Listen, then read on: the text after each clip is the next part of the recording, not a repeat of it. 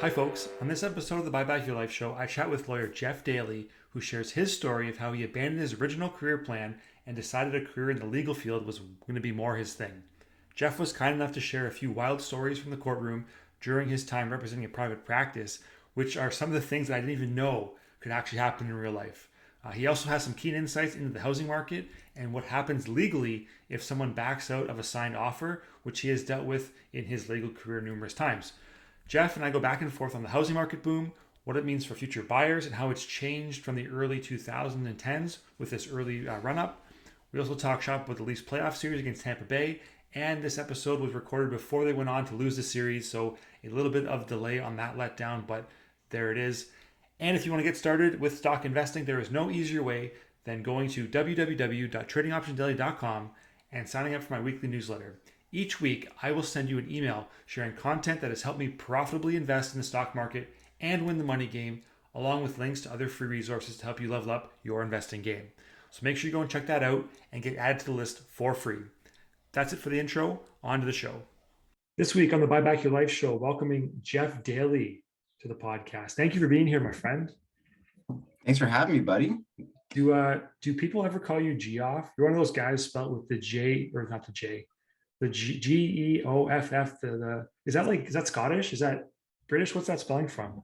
It's English. Okay. My grandmother was Scottish, and so that's where the spelling comes from. But it's one of those names that I think it's pretty common. I know plenty of other Jeffs that are Geoff, and so I'm always a little bit surprised. It happens all the time, but I'm always surprised that people struggle with this name because it's pretty common. Yeah. In today's society, they call you Geoff though. Sometimes you read that. Yeah, I've gotten one of my favorite ones. It was back when I was still racing. I got a Geoff Daley. Geoff Daley. Yeah, which doesn't make any sense for those. Like my last name is Daley. I don't know how you get to Dolly out of that, but maybe you were running too quick. That was a beauty. You couldn't read the bib, man. Like you just. It was one of those road races. They were like calling names out as you were coming across the line. So I'll give them some credit. It's tough when you have that many names coming across, but at the same time, like not even in the neighborhood. That's funny. Jeez. That's going back a few years then, eh? Back to the road race days. I know you got a couple kids now and you're well past those days. I don't know if you still run or not, but no, still look like you're in good shape, man. Running's behind me, which is too bad. I'd like to run. I enjoyed running, especially when I was at my fittest. It was like going out for 8-10K was so enjoyable. Like you're just out there just like floating along. Especially some of the trails in behind Brock were some of the best places to run. They were windy, they were up and down. There was something to look at. It was a great place to run. And man, when I was really fit, like I was running like around 32 minutes for a 10K. It just felt like I couldn't get tired in like ordinary life or just out for a little cruise. Yeah, it felt great. Oh man, but that's a distant memory. That's when I weighed 143 pounds. Yeah, no doubt, man. I can't think of too many people. Actually, one of the last guests I had, John Bradham, he's a marathon runner now. He probably shares that that enjoyment of it when you don't just run and you're in your zone, right? You get that like runner's high, they say. I've never felt that, but I'm a bigger guy and like running's always been hard for me. Skating, running, any kind of like physical movement, jumping, it's all been tough for me. I'm more of a finesse guy. I don't like to like move too much. So I can't relate, but that's good for you, man. Like good that you enjoyed that. And hopefully you find that, I don't know if you have the bike downstairs still, or if you're doing that. Any way to stay fit though. Running after kids obviously is a big deal, right? It takes a lot of time and effort. Yeah, when we get to how do you manage your time with kids, the answer is going to be I don't bike anymore. It's set up. I have the intention. Just removing from the calendar. That's an easy way to get some time back. But it doesn't happen very often. No, but we'll see, because Isaac sleeps now, so that might change things this summer. Get some longer days and a kid that consistently goes to sleep. Can your life open up some possibilities? There you go. You never know what could happen. Get back out on, get the shoes out. You still when you run, you're just doing cross country. You're doing track and field as well, like track running. Just cross country. We didn't have a track. We didn't have a track program at Brock, so that stopped after high school. Really? And that was okay. Cross country was more my pace because I didn't really have the jump to compete in the 800, 1500 distances. Once you get up into the higher quality runners, Yeah. those guys are basically just endurance sprinters. So Sprinters. Oh my you gosh. do like Yeah. start Those watching middle like distance. NCAA Yeah. collegiate 800s where these guys are coming in at a minute, a minute 48, a minute 47, minute 50, that kind of area. Like just that's so fast. That is so fast. So you went the other way where you're cross country and you can kind of go into the woods and whatever happens in there, no one's going to see it anyway. You just throw a couple bows and like people fall all the time. It's a known thing, right? Yeah, just grab a branch and throw it down. Yeah. There were occasionally times where the Guelph had a course in the Arboretum, and they never really trimmed back the trees. So if you were the lead runner in a pack, you would inevitably, and like not maliciously, but this happened constantly. You would push a branch out of the way without any thought for the guy that was two runners behind you, and you just get whacked. Like you had to know it was coming. It only ever happened once or twice because you'd start to anticipate it and like jump out of the way or get your hands up yourself. But Yeah. Yeah. there were some courses that were like when you went through the bush, people did throw some leaves around out there, not to try and hurt anybody, but like you had to move it and you weren't going to slow down. So I get it, it man. I get happened. it. Totally. It's like going in the corner for a puck battle. And sometimes the butt end ends up somewhere it's not supposed to. And hey man, that's sports, basketball too. I used to get elbows in different places. We're like, why did that happen? Like, how did that happen? Like just someone going for the ball and part of the sport. Yeah. How, At least you're a big guy and you could elbow him back. oh, dude, I'm not that big. I wasn't big in university. I wasn't that big. 6'6" I is not suppose it's big all in relative, right? university It's a sport ball. of big guys. I'm walking around there. I got guys on my own team, 6'10", 6'11", 250, 260. And I was only playing at, in my like peak form. I was never like that fit, but like peak physical condition, 6'6", 235 maybe. And like, I was trying to get by and get there, but there's just some big dudes out there that just physically they kind of dwarf you and I think dominate Jordan you. made it work. Jordan did made it work. He was also super athletic. Yeah. And a killer. But that's a story for another day, perhaps. Geoff, Joffrey, how did you make the transition from Brock University? You were in phys ed or kinesiology, and then you're doing the cross country. And ended up behind the desk of a lawyer. How did that transition kind of go and become? Yeah, I mean, the idea coming out of high school was to go become a teacher, become a phys ed teacher. And I very quickly realized that I was more interested in becoming a coach than a teacher. And so I kind of thought to myself, this is going to end up badly. I really don't want to do the job that I'm here to get. And so this isn't let's reevaluate. Let's reevaluate. When did you make that decision? First year, second year? I was probably like second year. So my mom and my sister are both professional educators. And so I kind of figured out pretty quick that I was more like my dad than my mom and sister. And that, there wasn't really like a passion for educating, so that was kind of the tipping point where I thought I better start thinking about something else to do. And then quite frankly, like year 3 and year 4, probably those were not targeted years to becoming a lawyer.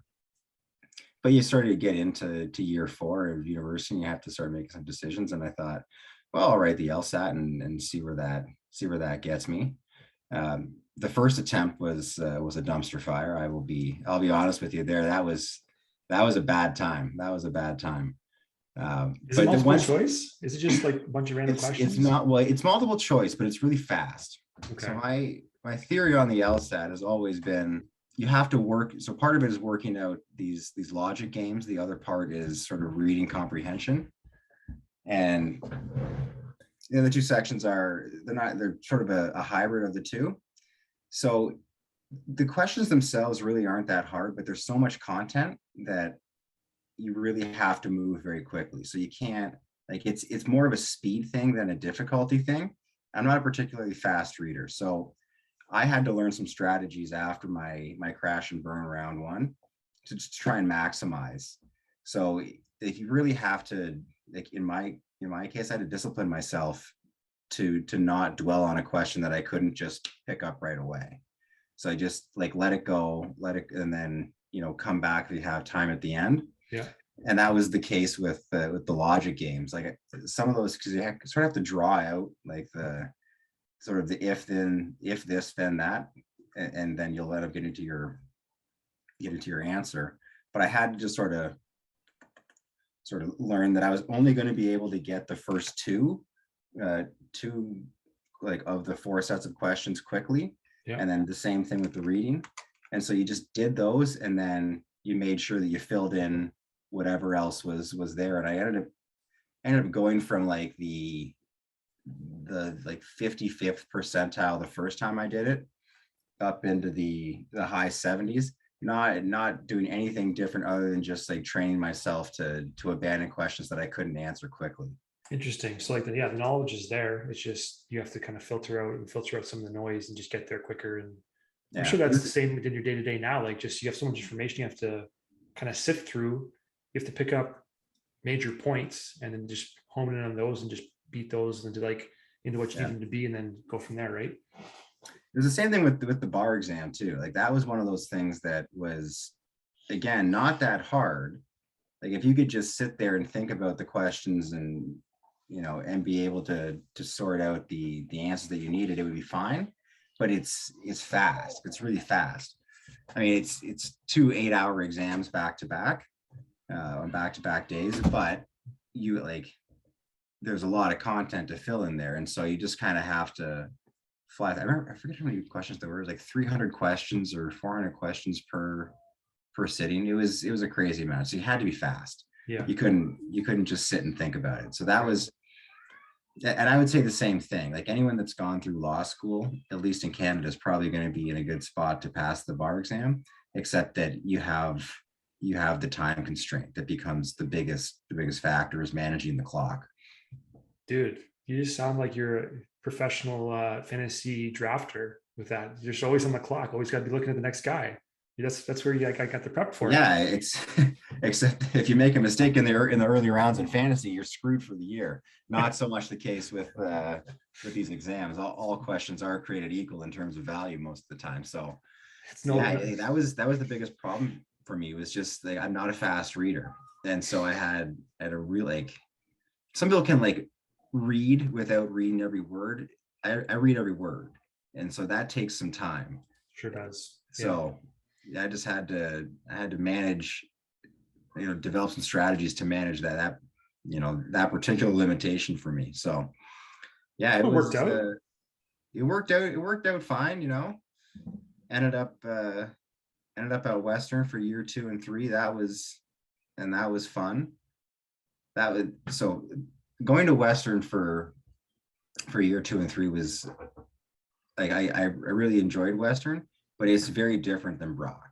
Yeah. And different culture. I always love to wear my Western gear around you and Elise, because it just drives you two absolutely insane. It sure does. Purple. Can't deal with the purple, man. I don't know. But it was Brock is such a unique campus because it's so isolated. It's on a cliff and there's really nothing. It's just university. Western's not really, doesn't have that feel. Western it's sort of integrated into the community. It's a defined campus for sure. It's nothing like Brantford Laurier, which is a different ball game altogether. But it gets a very different feel. You just sort of have this connection with the community there. You just sort of walk off campus, you're right into the housing. You just never really had that with Brock. There's always a significant separation just geographically between where the students were living and where the community was versus where the campus was. For sure. I think that might change a bit now though, with maybe not too much, but they have the new center up there at the top of the hill at Brock for the Canada Summer Games.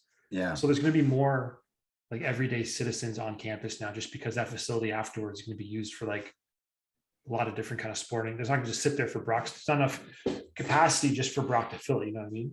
So I think that's going to start to kind of change, and the area around Brock's it's limited by the geography for sure, but I think it's going to continue to build up, and it'll start to kind of just become more of a community up on top of the hill there. I mean, it'd be awesome if it was all flat, right? Because it's super cool. Well, I mean, out Merrittville Highway, like there's some development potential there, but it would be kind of nice to get like a little bit more housing up there. Yeah, be cool. Just sort of a different mix. Yeah, for sure. It's happening. They just built the eighth residence on campus, so things are moving. It takes time and money. The all the two things it takes to build things, you know. Oh yeah. But man, dude, now so you went through the bar, you went through the LSAT. You're 2 years at Western, and now you're a practicing lawyer, starting out in the private sector, right? Yeah, I articled for a firm called Pavoni Patent DiVincenzo. So they were an insurance defense boutique. So all they did was defend motor vehicle accidents, and that was an interesting experience.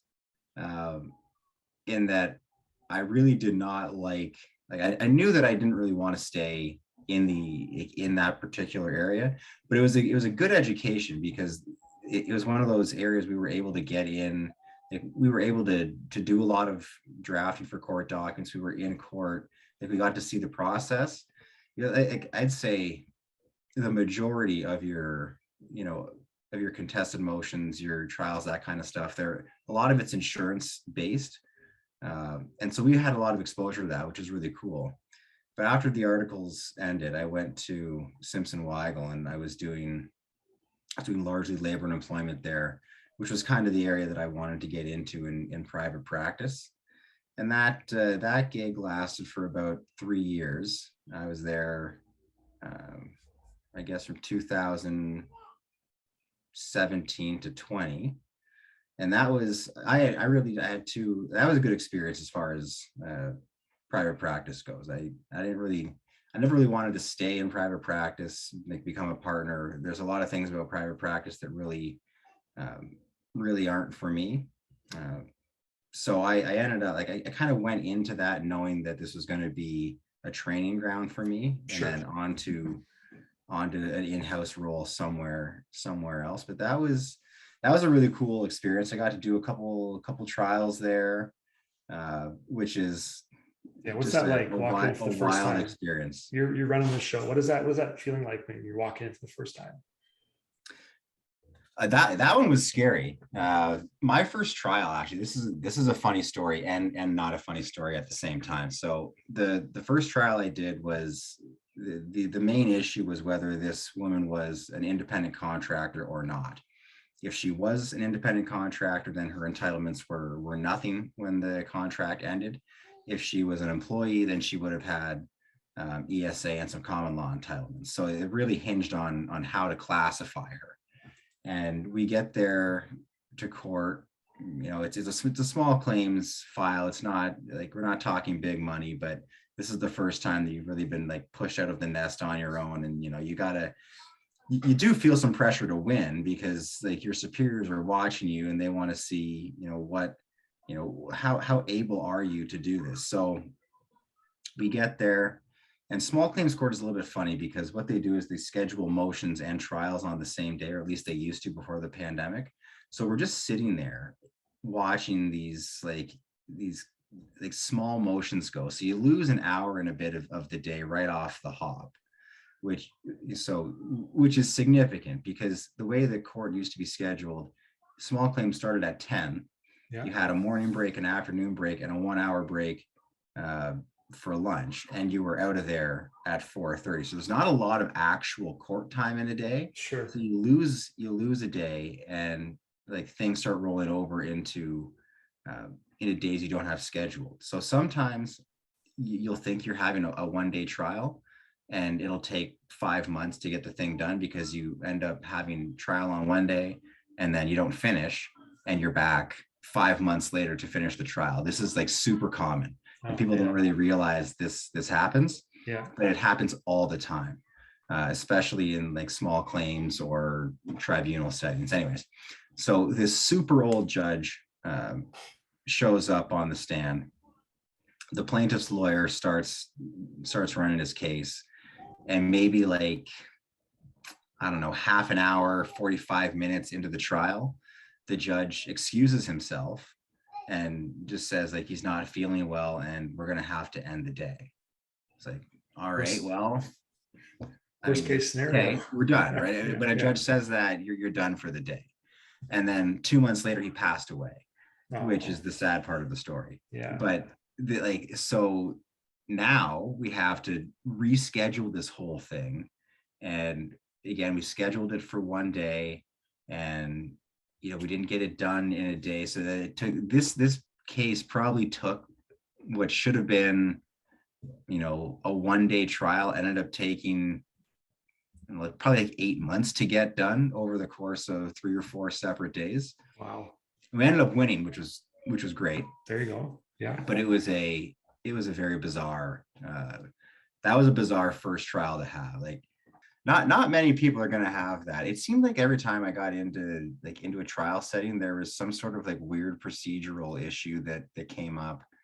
The very next trial I did was maybe a couple months later. It was in Toronto. And so what happened was this guy had a storage locker. He didn't pay. They auctioned his stuff off, and he sued the storage locker company, alleging that the value, like the contents, was worth like an astronomical amount of money. So we go to this trial, and he doesn't really have a particularly good case. He's self-represented, but he picks up a lawyer like very last minute. And so as we're going through this, we get through day one, and we're not done yet. So of course we have to go back for day two. And the morning of day two, this guy's lawyer comes to me and says, his son passed away yesterday, but he still wants to go forward with the trial. So I'm like, okay, Wow. you can here are the options that I'm going to put forth. We will obviously adjourn. I'm not even going to peek behind the curtain on this. If you guys you tell me this, you get an adjournment today, we'll deal with this in a couple months. Or if you guys insist on going forward, you cannot tell the judge. You cannot tell the judge this. It never comes out. And if it does, then I'm asking for a mistrial. And they say, okay, we want to go forward. So we get through the evidence, we get to closing arguments, and during closing argument, this guy's lawyer tells the court that he's a schizophrenic. And so now this raises issues of capacity. Like, was he able to instruct his counsel? Did his son actually pass away? I still don't know to this day. So that was the second trial I did. This is the kind of stuff. Crazy stuff. This is like You can't TV plan stuff for that. doesn't Man. happen in real life. And so far, I have judge dies in the middle of trial, and then guy declares that he's a schizophrenic during closing arguments. Oh my! It's hard to top, man. This is nuts. How do you get past that? I guess you can deal with anything now since you've gone through that. Like, you're ready to go. I've had some bizarre procedural things come up in the time that I have been doing trials, and I haven't really done that many. Probably done 5 or 6 now, and it seems like every time there's something out of left field that happens that's just like, really. Actually, the next one that I did, this is the last story that I'll tell, because this is another like procedural "are you kidding me" thing that most people wouldn't even consider. So we get halfway through the trial. Again, we have under scheduled days, and the trial judge that's sitting takes a new appointment. And so what happens is when a trial judge stops becoming a judge and does something else, it's done. Like, that's it. So we're halfway through, and we have the option of either using the transcript or redoing the entire trial again. So again, one of these things that should have been done in 2 days ends up taking almost a year and probably 5 or 6 days of court, because we got so far into it, had the rug pulled out, and then had to literally redo everything we'd already done, which is also really bizarre when you're examining a witness that already knows what the questions are, because they know where you're going, what the question is, where the document is. And then it's kind of funny to like sit back afterwards and assess how they answered things differently, and how like how coached up they got. Right. Like it's basically like giving somebody the playbook, right? Yeah. Yeah. And telling them what play you're going to run. So at that point, it comes down to execution, what you can do on the fly. Yeah, we lost that trial, by the way. Oh, Go geez. figure. So That's yeah, a that's I've had some really interesting stuff. I mean, and that's I've been in the litigation stream since I started, and I don't think you'll find a whole lot of solicitors that spend their careers outside of court with those kind of like, are you kidding me? More stories of just like bizarre things happening yeah. mid trial. Is that what Someday I'm drove going to you to have make a a trial change that though? runs the way it's supposed to. I'm You sure of it. you should just write a book about it. It's like the stories that you wouldn't believe by Jeffrey Daley. You know, Well, I mean, give I'd us have to also some start that after lawyers. undergrad. Yeah, yeah, absolutely. Leave those stories from Brock alone. That's in the past, right? No one needs to know that. It's what happens there stays there. That's all. Yeah, I'll only break out a couple of those if I want to get Johnny laughing. During the fantasy hockey get-togethers for sure. But dude, like you were in the private sector for a while. You made a transition over to the public sector. What kind of spurred that change on for you? Yeah, I never wanted to stay in private practice. But I went into like as far back as articles. I knew that I wasn't I wasn't going into this on a partnership track. I wasn't, it was not my intent to become a partner. Uh, because there are some things about private practice, like some hard realities that really didn't like, not that they don't sit well with me, but they just like they don't, I don't really have the drive to be out there, uh, you know, 2-3 nights a week networking, trying to find that next file. And there are some lawyers that are really, really good at it and really love to do it. Right. And they are like, they're both successful on the business side of things and also tend to be like really excellent professionals. It's a lifestyle though, right? It's just It is a you're lifestyle. spending time away from family and there's Yeah. sacrifices there and And so not for everybody. part of that is what I wanted. Part of that is, comes from, you got to sort of meet the needs of your family and what, your partner is going to be part of that decision making. I mean, if they're not going to support that kind of lifestyle, it's just not going to work. And so that was a really big part of the decision, was that like the sort of the business side of private practice wasn't something that I cared a whole lot about. I could have made it work. Sure. Like I could have gone through the motions, done the things necessary to find the file, to build a reputation, it could have been done. I didn't want to do it. And so that was that's a big drawback. Like if you're yeah. gonna hate your life doing it, then why go do something like that, right?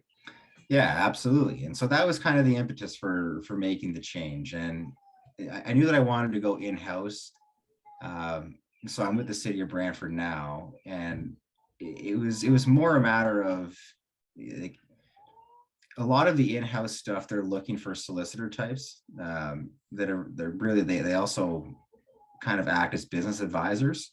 In my role of private practice, like my files were coming to me at a time where things had already hit the fan. Like you're in the battle at that point. And so I didn't really have a ton of experience acting as a business advisor as well as a lawyer.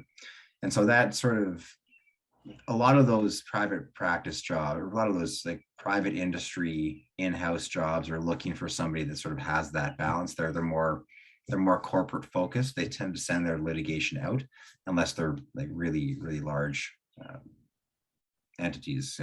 Yeah. So the job with the city of Brantford was kind of a step in that gave you an opportunity to do both. So I still run, like I still am a litigator with the city, and I run a variety of different files. I tend to still have a lot of labor employment in my practice, but I do spend a lot of time sort of in the business development stream for the city, like setting policy, making decisions, or at least participating in the decision-making process about where the city is going to go and what our direction is going to be. And then, I spend more time than I like probably in front of counsel.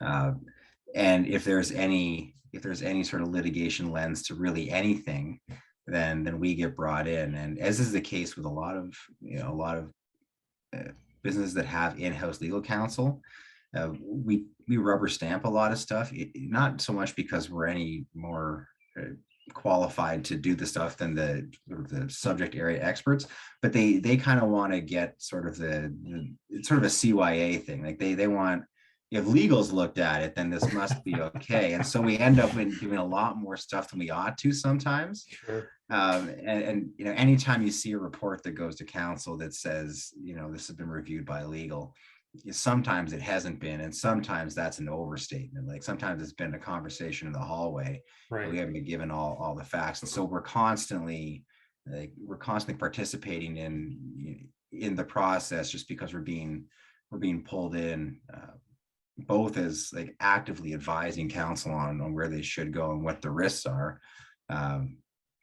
But we just get pulled in by different departments because they want us there as part of their process.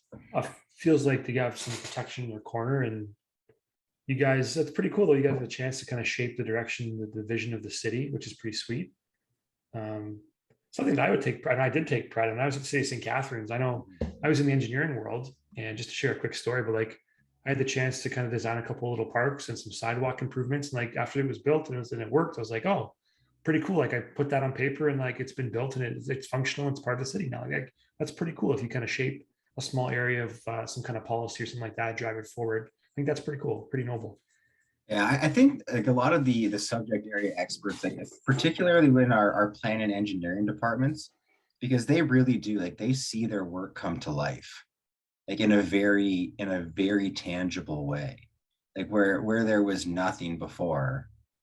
2 years later, they've sort of pushed through this. It's a large development, or sometimes we have these like huge park designs that if they touch 5-6 different departments in the city, and everybody is participating in making this like really sort of a hub for the community. And then it happens and everybody sort of goes there, and you can like really see the fruits of your labor. For sure. This is like a story about my dad that he would, it's sort of off topic, but in any event, when he was in university, he worked as a steel welder one summer. And when I was playing rep hockey, we would go through Orangeville from time to time to get to wherever we were going. And this railing that he helped weld was in Orangeville. And we'd go by this thing like maybe once a year, and he would always point out this railing For sure. that he was a part of building. And like, so something little like that, but it's definitely more real for like the planning folks, the engineering folks, the sometimes the ec dev. I mean, like what I did today is never going to result in a tangible product. It's gotcha. It's a different kind of satisfaction. You'll never see my work come to life, but you'll know deep down. I know. Yeah, I know. You keep track internally. Have you seen the movie The Kingsman? Yeah. So it's like whenever they save the world, they have the posters on their wall of like what was in the news that day. It's never the Kingsman guy, but it's all like these other news stories. You gotta have your wall of like that happening. Like you know what you did for those. That's right. Kind of like the Kingsman with Brantford. If I was looking for external gratitude, I'd have been out of the game a long time ago. Fair enough, buddy. Fair enough. I also want to pick your brain about some stuff non-work related, if that's cool. You just went through a nice little kind of move into the Cambridge area, which is a nice booming area. And I want to know about the house sale and buying process, man. How was that for you guys in the market we just had? And I'm not sure like the timing exactly, but can you kind of walk me through how that went for you guys?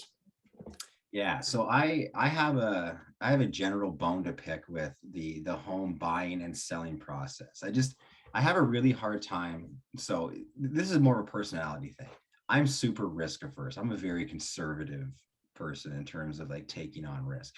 And home buying to me is like the riskiest it's ever been at this point, for two reasons. One, you can't, like, it's almost impossible to get a home inspection at this point. Like you're kind of buying things sight unseen, half-hour walkthroughs, and then you're talking about huge mortgages at all-time low interest rates, which like who knows when it's really gonna jump up, but it's gonna have to at some point. We may not be talking about interest that mirrors what our parents were dealing with, but like, you know, mortgages at under 2%, probably not going to be around forever, right? And so we've the speed of it and like the magnitude of the purchases just makes me so uncomfortable. Like I can't really get around it. And then like in the last 2 years, it seemed like you really have to buy before you sell in order to make sure that you haven't lost money on this like runaway market. So that was the case with both our purchases. When we bought our first house in Cambridge, we hadn't sold in St. Catharines yet. And you know the old place. Yeah, when was that? What year was that? So we're going back 2000. It's probably 2019. No, a little before that. Okay, so going back 2018, 2019, something like that. Okay. So this was probably the last, like right at the very end of that period in time where you could consider a home inspection, and it wouldn't be like you would still have an opportunity to buy a house, because after that it just seemed to stop being a thing that was happening. So we bought the place in Cambridge, but we hadn't sold in St. Catharines yet. And I mean, you've been to the old place. It's a nice house for what it was, but I mean, let's be real. There were some problems there, so I was really nervous about selling it because I didn't really know what the market was going to hold, and I also really didn't know if someone was just going to not buy it because the siding's falling off. You can clearly see that this deck is starting to pop up. Like there's literally a hole the size of a raccoon in the back shed. Like these are kind of things that I'm like, man, I just don't know if we're going to be able to get this thing sold, but we've already bought this house. You're on the hook now. You got to get. You're on the hook, right? And so I hated the process. I really hated it because of the you take on all this risk, and I was not confident that we were going to get a really good price for the house in St. Catharines. Or that it would even be like, we obviously wouldn't be able to sell it at a reduced price. Somebody would have taken on the risk, but we sort of felt like we needed to get a pretty good price in order to be able to get into where, be in a comfortable spot with the house in Cambridge. And so it ended up working out fine. Like we sold the house in like 5 hours above asking, and it was fine. Right. And this was sort of so 2018-19, I think you weren't seeing the strategy. We were listing homes way below their market value and then expecting to get like 200K over. Yeah, not quite. You were listing at about what you wanted to get, and maybe you get a bit of a bidding war, or you have the best product on the market and you get more. Yeah. So that was the last time that happened. We actually also bought the house in Cambridge under list. Dude, which is that's not even a thing anymore. Not even a thing anymore. Yeah. And it wasn't that long ago. So that's how quick it's changed. Yeah.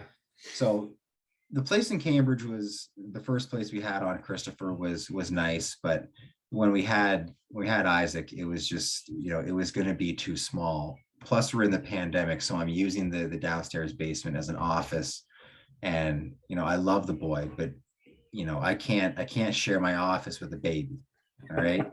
Like this, I can't do it. Not for long. I can't do it. Yeah. All right. He's not a good business partner. Yeah. We're not going to be able to get along.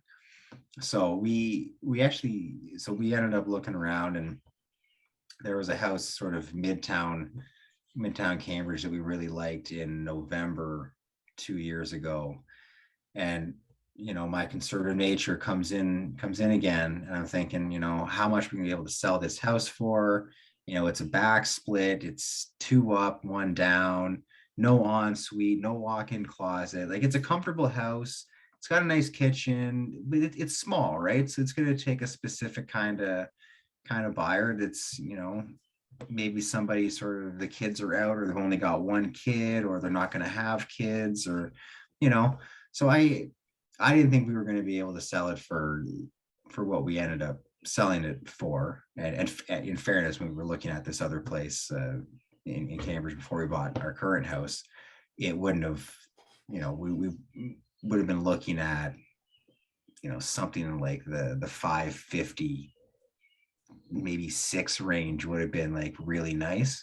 But we're talking about buying this house that's it was listed at 750. We went in at 835, and at 835, and we were going to close in like 45 days. This is right before Christmas, so we were biting off a huge chunk there. And they took the approach of we'll deal with the best 3 offers, and come back with your best. And 835 was our best. But somebody went, I think, from like low 8s to like 890 or 880, and I was just like, jeez, you can have it, man. Yeah, let it go. And but now those homes are selling at like 1.1. Yeah. Right. So it would have been fine, but I couldn't get there. I really couldn't get there. I totally get it, man. Those are big numbers. Those are like takes your lifetime to pay off type numbers, and it's not. It is a burden, but it's not at the same time because you're getting value from it. But like I get the mindset around like it's a huge number, so it's hard to look at and be like, oh yeah, I'm good with that. Like it's tough. It's tough. Like no kidding. So and then nothing was really happening on the market that we liked that was in November of, I guess, 2020. So then you fast forward to summer 2021, and the current house that we're in now came on the market, which happened to be just down the road. So I think Laura actually saw it when she was walking Hudson to daycare one day. And so we came in and had a look at it, and like nice kitchen, dining room, living room. It had the covered porch like we had in St. Catharines, which was a huge selling feature. Because man, like that's a nice like, once the kids go down, like I remember a lot of really fun barbecues in St. Catharines with you and Sarah and Matt and C and Pete and Paul and all those guys when they were still around. Yeah. And that covered porch was super clutch, because if it started to sprinkle a little bit, no big deal. We just kept on going, right? Yeah. And so that was really fun. And then it had the extra bedroom. So we've got 4 bedrooms upstairs. Both the boys have a room. I've got the office right now because I'm still, largely working from home. So it was, that was it was nice to find this. But what ends up happening, so in terms of the home buying process, right? Again, we're back into like, I'm having this internal struggle about, are we actually going to buy this house? We bought this place for $915 or $912 or something like that. Yeah. So more than what we were talking about 8 months earlier with a bigger house. The sticker shock was gone. 800s doesn't matter. Yeah, let's go 9s. Let's go bump it up. And then we got caught in, and I still don't understand why this happens. This is sort of a market anomaly that I'll never be able to explain. Like why people list homes for $150,000 less than they want to get for it. And everybody knows that the actual price they want for it is $150,000 above list. Why don't we all just list at what the house is valued at? We all know what the house is valued at. We can all see what homes are selling for in the area.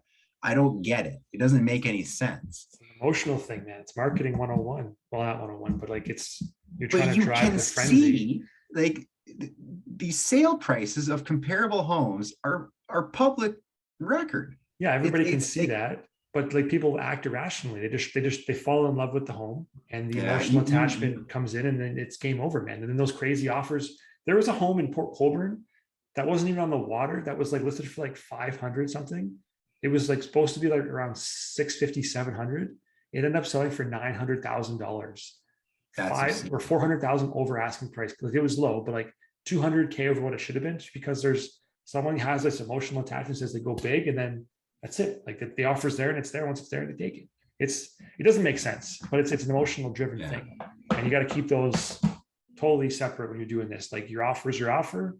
You got to know your numbers that you can make work, and that's it, man. And obviously you guys did, and you guys lucked out and you got it. But like, did you do the same thing where you sold first then bought? Or We no, bought did. first then sold. So this we did. We bought first and then we sold. But what we knew, and this was actually really really interesting, and probably would have changed my mind on the first house. Like days after we lost out on the other house, an identical house to ours, two doors down, sold for way more than I thought it was worth.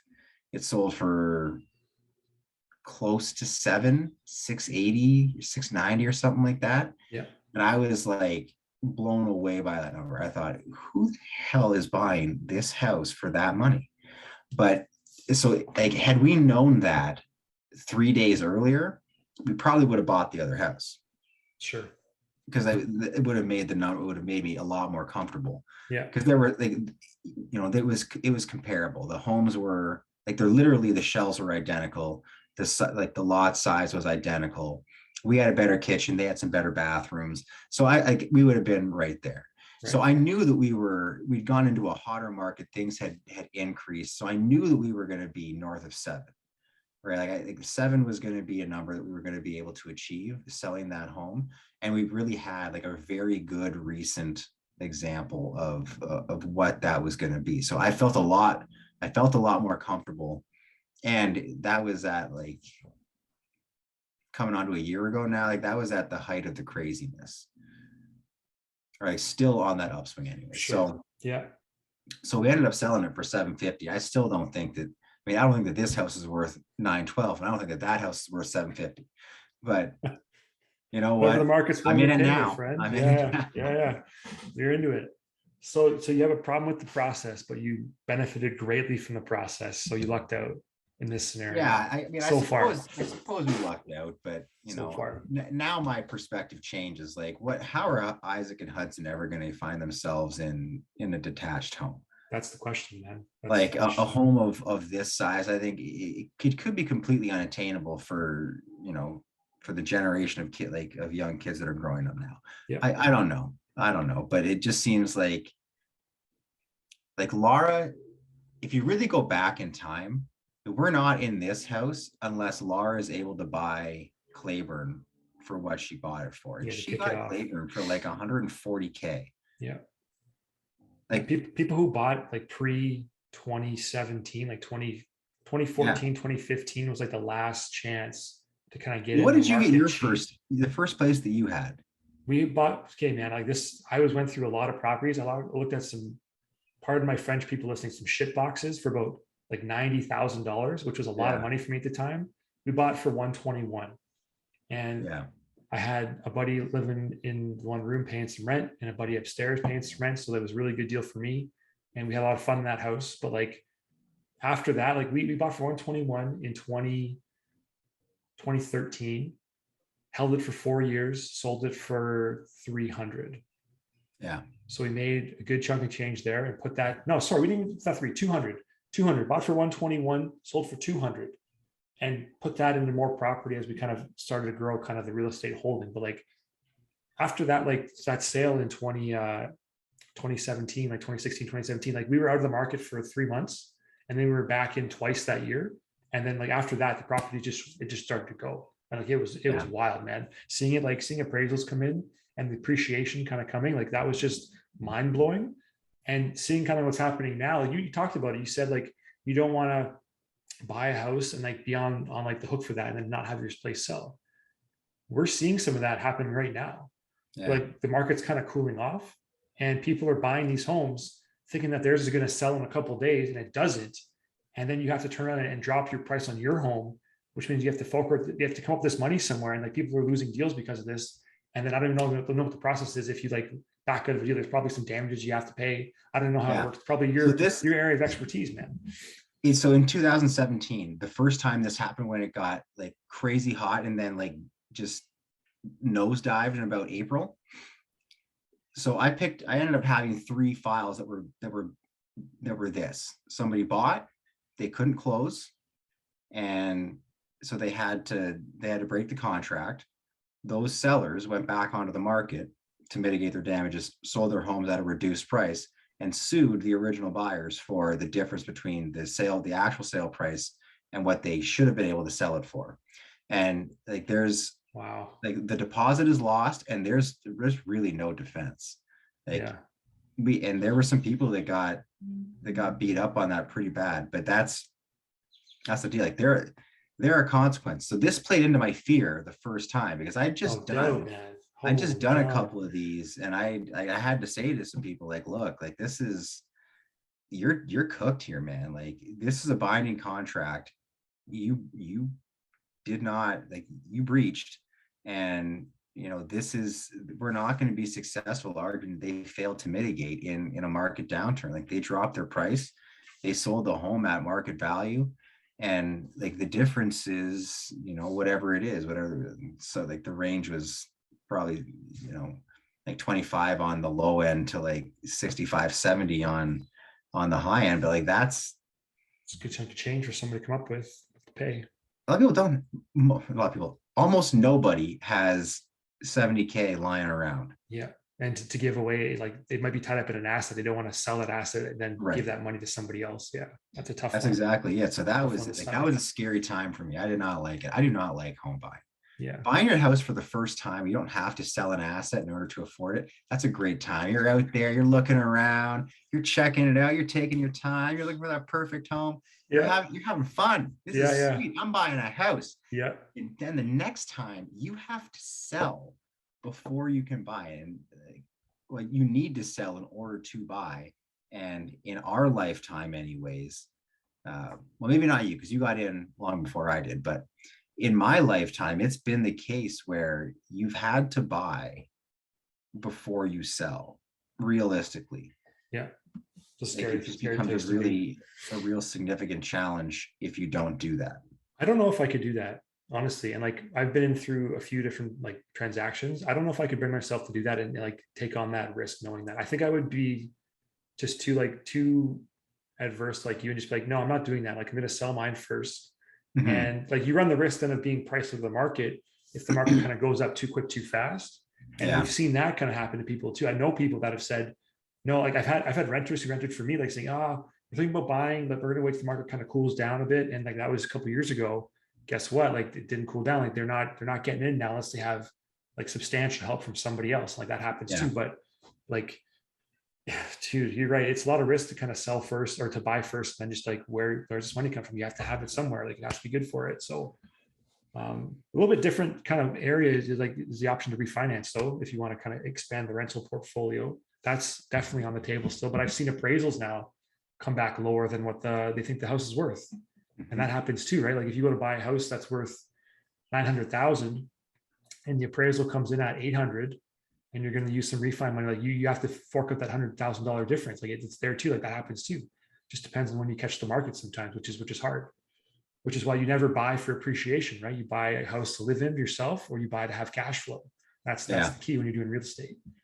So, yeah, it's an interesting market we're in right now, man. I think everything's kind of dropping right now in terms of investment vehicles, crypto, stock market. Gold's kind of stayed the same, but didn't have a run up, so it's kind of neutral. Real estate's kind of been getting weaker. I think there's some kind of deleveraging happening right now. We'll kind of see how that kind of plays out in the real estate market, specifically in Canada here. But maybe there is some times coming where the people are going to be able to get back in a little bit for a short period of time. I don't think it's going to last very long. I No. think there's not enough land. Like there's not enough land, too many people, and we'll just see how that kind of plays out. The downturn's it's only been 4 months, really. Right? The calendar turned. It's only been 4 months of hard times, So like there's we could hit August, September. If there's some measure of certainty in Ukraine, and China gets itself together in terms of COVID, like if the economy starts humming, see you later. Like it could be just, or it could, all the uncertainty continues to be uncertainty, and you never know how people are going to react to that. But it hasn't been that long, and it hasn't been that severe, really. Not with real estate. No. We definitely haven't given back the highs made from the pandemic, like when they injected all that cash into the market and it kind of filtered through. Like we bought a house in 2020, like when things were dead stopped in May. Like nothing was happening. So we picked up a property and it's pretty much doubled in value since May of 2020 in like 2 years. Like that Yeah. doesn't happen normally. And that, No. even if we drop 10% this year, we're not getting all those gains back. So like, I don't know. It's an interesting market, interesting world, real estate. Lots going on. Lots going on. But I'm glad, man, glad it worked out for you guys. And I want to kind of chat a little bit of sports here before we kind of let you go. And like, I want to get your opinion on the Leafs tomorrow. What's happening in Leafland? They had a big game 5 win yesterday. Today's an off day. Good thing we actually scheduled this for an off day. What's happening in their world tomorrow? Are they closing this thing out in game 6 on the road? I'm gonna go the optimist here and say that they're finally gonna do it. I mean, if there's the one stat from that, like I guess it's more of a Tampa stat than a Toronto stat, but like Vasilevsky has been, like, you can score goals on Vasilevsky this year. It appears possible to score 3 goals a game. And so like that's the one big difference that I've, like, from years past, that like Vasilevsky was like, he's carrying a goals against average under 2, I think, like taking this series out of the equation. And so like no wonder they won 2 cups in a row with, getting that kind of incredible goaltending and not losing back-to-back games, I think, for like 16 more in a row, I think. Yeah, like it's nuts. That's insane. That can't last forever. And maybe the Leafs have finally turned the corner. But I will say this: I didn't choose basically anyone from either team in our pool because I can't trust either team. Like I don't know how that. Like, I looked at that series and thought, no, thank you. I will I will go elsewhere. I cannot pick this. A lot of volatility in that series. So can they? I want them to get it done, like really badly. I want them to get it done.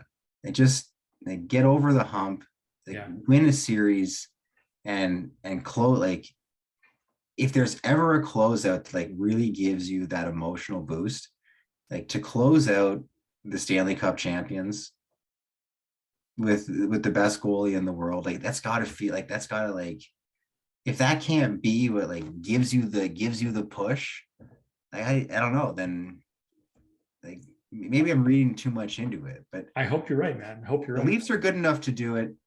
Like they're and just go do it. Please go do it. I pray they go do it. I don't need the stress of a game 7. All of Ontario and the GTA is the same mindset. Just finish this effing series in Tampa. Don't come back to Toronto for game 7. We don't want it. At the very least, do not give up 6 goals and get smoked. Don't do it. Yeah. Do not get drilled. They had a really like defining win though yesterday. Like they were down early, and a couple of guys that I talked to today were at the game, and like they said, like it was super quiet, like deathly quiet in the building. And then like they get one, and they tie it up, and like the momentum's building. Like those games that the Leafs go on to lose, and like regularly they go on to like build those momentum, come back and then lose, and then they came back and like the stars shone bright in the 3rd period and they got it done. It was a defining moment win for me. Like with my limited kind of knowledge of the Leafs, I'm a Detroit fan, but not a lot of Detroit games in the playoffs lately, so I kind of jump on a Leaf bandwagon with the family. But like it looked like a defining win for me, and I think I'm with you. I think they get things done tomorrow night in Tampa Bay.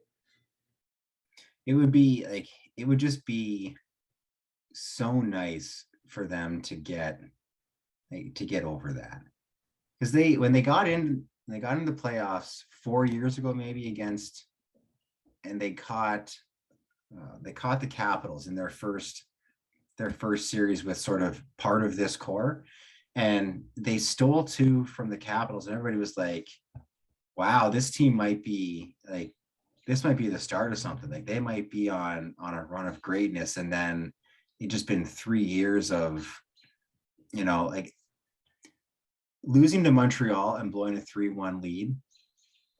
Like it just like that kills you, right? Because like there were some like real opportunities on paper in the COVID tournaments to get into at least a conference final without having to deal with Tampa, without having to deal with Florida, without having to deal with Carolina, no Boston to deal with, and you blow a 3-1 to Montreal. Are you kidding me right now? Yeah.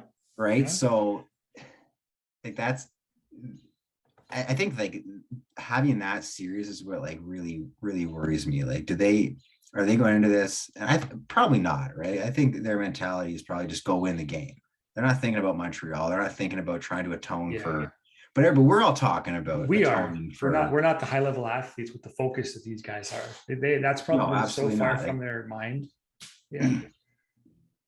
but I just, like for their sake, when they have to face the media, like please, like if you get over Tampa Bay, everybody forgets about Columbus. Everybody forgets about Montreal, and you took down the champs, and who knows what happens if they, like, I wouldn't want to pick a series against Florida or the Capitals. Like I don't know how that plays out. No. If it's the Leafs in Florida, I mean, like they might outscore the Jays on most games. Yeah, take the parlay bet over under on the hockey outscoring baseball. Take that bet all day long. Yeah, absolutely. Dude, remember when Tampa had that one year in the playoffs? I think it was the first round. I don't know if they were a 1 or a 2 seed, but they were playing Columbus in the first round. Yeah, and I'm pretty sure they got swept. They did get swept, and then they came back like 1 or 2 years later, maybe from going back that far, and then they ended up winning the cup. Yeah. It was 3 years ago. They lost to Columbus in 4, and then they won the cup, and they won the cup again, and now we're here. Okay, so like sometimes you need to go through those kind of lows, and like it really kind of, like, I think the same thing Colorado is trying to push through with the young core as well. It takes some like heavy, burdensome losses to kind of tell these guys like, okay, like shit, like this is it. Like we have to kind of go now. Like let's crank it to another gear. Yeah. Use that kind of pain to motivate, and then away you go. But we'll see. Like I'm also thinking like Edmonton's going to be in that position too. Like they've been kind of the Leafs of the Western Conference. They're all the talent in the world. They can't get it done right now. Like what's going on out there? Yeah, well, I mean, goaltending, right? Like that's always been the knock on them. I don't know if you want to. I don't know that I'm blaming Mike Smith for what's happening out there, but like people have been talking smack about their goaltending and defensive play for a while. I mean, for the Leafs anyways, there was some consistency in goal for the last couple of years. And say what you will about Anderson. I mean, I liked Anderson, and I'd frankly rather have Anderson than Campbell, but that's what happens when you pay the guys that are, pay your forwards or you paid your forwards, right? So I did like that Anderson was the biggest guy on the Leafs, like size and weight wise, for like a couple of years. I was like, why is our goalie our biggest, toughest guy? Was he really? He was the heaviest guy and the tallest guy on the roster for like, wow, how is this like competitive playoff? He was heavier than Freddie Gauthier. He might have been close. Gauthier might have been the only one, but like Gauthier was a big dude. He was a big dude, and that's why he's probably not. I don't think he's in the league anymore. He's in the AHL now, I think. But like, you gotta have some kind of size and toughness, like some kind of like presence on the ice. I don't know. I was a big Goody defenseman, so that's kind of my like bias, I guess. But I think it has value. I mean, you think back to those Detroit, Colorado series in the 90s. There was some toughness out there. Oh yeah. Those series like the line brawls and Mike Vernon skating out to center ice, Patrick Waugh, Chris Osgood just throwing down.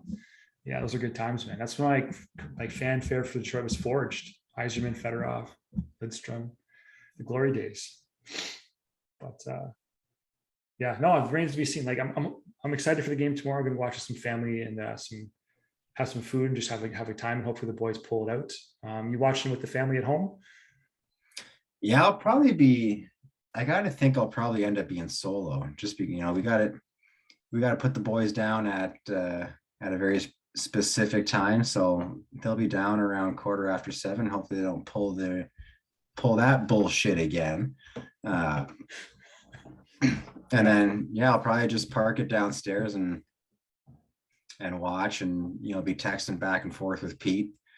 Maybe get Paul involved a little bit and see what the boys have to say. Yeah. I'm sure there'll be some messages circulating if they do close it out. So fingers crossed, my friend. Fingers crossed. But yeah, amen. Dude, I want to thank you for jumping on the show. Really appreciate you sharing the insight into the world of litigation and some stories and the home buying process and Leaf Nation as well. So I really appreciate you taking the time. I know you're a busy guy. You got a big family life and busy career and all that stuff. So thank you so much for jumping on, man. Really do appreciate it. Yeah, man, this was fun, and I apologize on behalf of Isaac because that, well, we'll talk to him tomorrow about timing. There's like a protocol, right? He has to figure out the protocol and he'll be fine. It's all good. But Geoff, if people want to get in touch with you, kind of pick your brain about anything kind of, I don't know if they can legally, what your role is with the city of Brantford, if you can actually talk to people, but if people just want to get in touch with you to chat a little bit more, what's the best way to contact you, man? Yeah, by email. I mean, you've got my work email. I'm happy to talk about what I do, for sure. I can't really get into the specifics of any particular case, but like, yeah, the process of how municipalities operate is something that a lot of people don't really understand. And what I would say for everybody is in the October elections, like you really do want to vote for your ward councilors at the municipal level, because there's no level of government that touches your life more on a day-to-day basis than municipal government. Like it's underwhelming. Like, people do not pay attention to it. But there are decisions being made every day that are like really impact the way you live your lives. And it just happens not in secrecy, but people just don't participate. And if you really want to participate and have, understand why things are happening, it's happening in council chambers, throughout the province. And it's pretty easy to get involved, and it's pretty easy to influence a ward councillor, and you can participate. It's not that hard. So I would definitely encourage people to do that. Cool, beauty. Spoken from a man with great experience in that realm. So I appreciate you sharing that as well, my friend. Yeah, great talking to you. Great catching up. We'll chat again soon. Go Leafs tomorrow. You know it, buddy. Okay, talk to you later. Hey everyone. I hope you enjoyed that episode with Geoff Daley and getting a sneak peek into the career and life of a legal counsel representative. Geoff has no shortage of stories, and I'm grateful he was willing to share the ones he did with everyone. He also has a very pragmatic view on the housing market, and we're seeing some of his actual words about rising interest rates happening in real time today. So if you want to learn how you can protect yourself against rising interest rates, grab a spot in my upcoming webinar where I'll show you how you can borrow, invest, and use the stock market to create a new stream of cash flow for yourself, all from your phone, all within 30 minutes a day. Go to www.tradingoptionsdaily.com/webclass to grab your seat now. Thanks so much for listening, and keep investing in yourself.